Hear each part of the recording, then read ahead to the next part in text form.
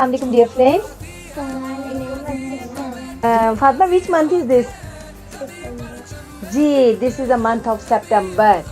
And you know friends, September is very important month in the history of Pakistan. 6 September 1965 को क्या हुआ था? पाकिस्तान तो बड़े मज़े से सो रहा था, इंडिया ने कर दिया रात को जी अचानक पाकिस्तान पे अटैक, ठीक है।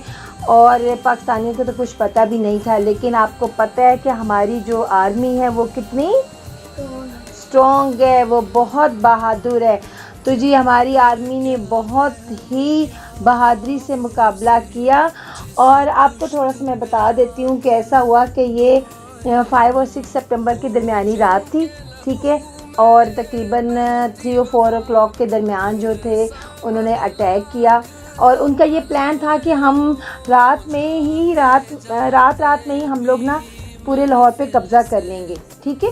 उन्होंने वाघा बॉर्डर है लाहौर में, वहाँ से उन्होंने अटैक किया और उनका ख्याल था कि हम रात में लाहौर पे कब्ज़ा कर लेंगे। और मॉर्निंग में उस वक़्त वहाँ के उनके वज़ीर आज़म थे लाल बहादुर शास्त्री, उनके प्राइम मिनिस्टर थे। उनका ख्याल था कि हम उनको लाहौर की सड़कों पर जो है वो टैंकों से सलामी देंगे, ठीक है। टैंक वो होते हैं जो लड़ाई में यूज़ होते हैं। और साथ में उनका ये प्लान था कि हम जी लाहौर के जिमखाना क्लब में करेंगे ब्रेकफास्ट। क्या खाएंगे?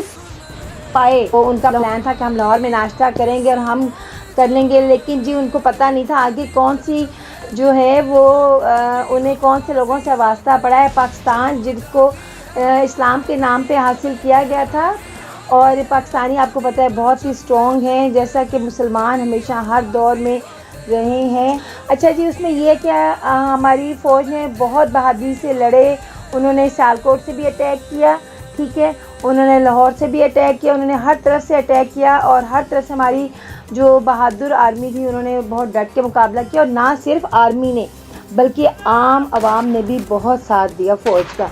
आपको पता है जो हमारे नौजवान थे ना, जो यंग लोग थे, वो भी फ़ौज की हेल्प करने के लिए आ गए थे, ठीक है। और जो लेडीज़ थी, जो ख़वातीन थी, और उन्होंने भी अपनी जिन लोगों के पास पैसा था उन्होंने पैसा दे दिया, और जो वैसे नहीं हेल्प कर सकते थे उन्होंने अपनी ज्वेलरी तक दे दी कि ताकि हम अपने मुल्क की हिफाजत कर सकें, ताकि उसको यूटिलाइज़ कर सकें, क्योंकि उस वक़्त पैसे की भी ज़रूरत होती है ना जंग में।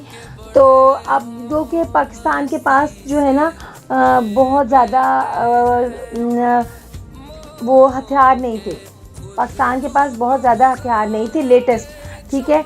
और इंडिया के हाँ जी टैंक वगैरह से होती है, ठीक है। तो बॉम्ब होते थे, टैंक होते थे। इंडिया के पास बहुत लेटेस्ट उस वक्त भी थी टेक्नोलॉजी, उनके पास टैंक बहुत ज़्यादा थे।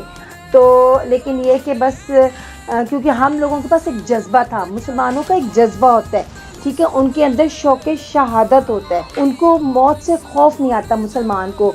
वो अपने मज़हब की खातिर, अपने वतन की खातिर, उन्हें अपनी जान की परवाह नहीं होती है, ऐसे है ना। तो यही सोच के जी फ़ौज के साथ साथ आम भी आवाम ने बहुत बहादुरी से साथ दिया। और एक और इसके अलावा ये कि जो इसमें मैं आपको थोड़ा सा बताना चाहूँगी वो मेजर अजीज़ भट्टी है। मेजर अजीज़ भट्टी लाहौर में बरकी का एक मकाम है, बरकी जगह का नाम है, जो कि वहाँ पे एक नहर BA कैनाल जो है BRB कैनाल, ठीक है, वहाँ पे वो उनकी ड्यूटी थी। और जब अटैक हुआ तो वो वहाँ पे गए और वहाँ पे ना वो अपनी प्लाटून के साथ यानी अपने साथियों के साथ वहाँ पे गए और उन्होंने वहाँ पे 6 दिन मुसलसल और 6 रातें जाग कर दुश्मन का मुकाबला किया। Is it possible? देखें उन्होंने कितने वो बहादुर थे, उनका कितना जज्बा था अपने वतन को बचाने के लिए। 6 दिन 6 रातें जाग कर उन्होंने किया और इंडिया ने उस नहर पे कब्ज़ा कर लिया था। फिर जी उन्होंने मेजर अजीज़ भट्टी इन पे अटैक करके उस इंडियन आर्मी को पीछे भेज दिया, ठीक है। जो मेजर अजीज़ भट्टी थे ना, उन्होंने ना अपने एक साथी से पूछा, अपना हाथ दिखाया कि देखो मेरे हाथ में शहादत की लाइन है। तो उनके साथी ने कहा, सूबेदार था, कि हाँ जी आपके हाथ में शहादत की लाइन तो है, लेकिन ये नहीं पता कि आप कब आपको शहादत नसीब होगी। और उस वक्त ही उन्होंने उठ के खड़े हुए और दुश्मन की वाली साइड पे देखने लगे। तो एक दुश्मन की तरफ से एक गोला आया, ठीक है, और वो उनको आके लगा और वो उसी वक्त शहीद हो गए। ठीक है। और मेजर अजीज़ भट्टी कौन से हैं? ये है मेजर अजीज़ भट्टी। ठीक है। इन्होंने अपनी आराम की परवाह ना करते हुए मुसलसल जो है वो इतने दिन बगैर रेस्ट किए जो है वो अपने वतन की खातिर दुश्मन को रोके रखा। और वो लोग हैरान थे, इंडियन आर्मी हैरान थी कि उस साइड पे ऐसी कौन सी ताकत है जो हमारी फ़ौज को आगे नहीं बढ़ने दे रही। मैडम नूरजहान के भी सॉन्ग्स बहुत फेमस हैं और उस वक्त वो बॉर्डर पे जाके वो गाने गाती थी और वो उससे क्या होता था कि हमारे फ़ौजियों को मोटिवेट करती थी। सियालकोट के साथ चविंदा के मकाम पे ना उनके पास टैंक बहुत थे, इंडियन आर्मी के पास टैंक बहुत थे। और वहाँ के नौजवानों ने पता क्या किया, अपने सीनों के ऊपर बॉम्ब बांध के वो उनके टैंक्स के नीचे घुस गए। और उन्होंने क्या किया कि वहाँ पे ना उस इलाके को चविंदा को अभी भी क्या कहते हैं कि ये इंडियन टैंक्स का कब्रिस्तान है। यानी कि वहाँ पे उनके इतने टैंक्स थे जो कि हमारे नौजवानों ने अपनी जान की परवाह ना करते हुए अपनी जान कुर्बान करके तो वो जो थे वो उनके टैंक तबाह कर दिए। मेजर अजीज़ भट्टी तो 12 सितंबर को शहीद हो गए थे।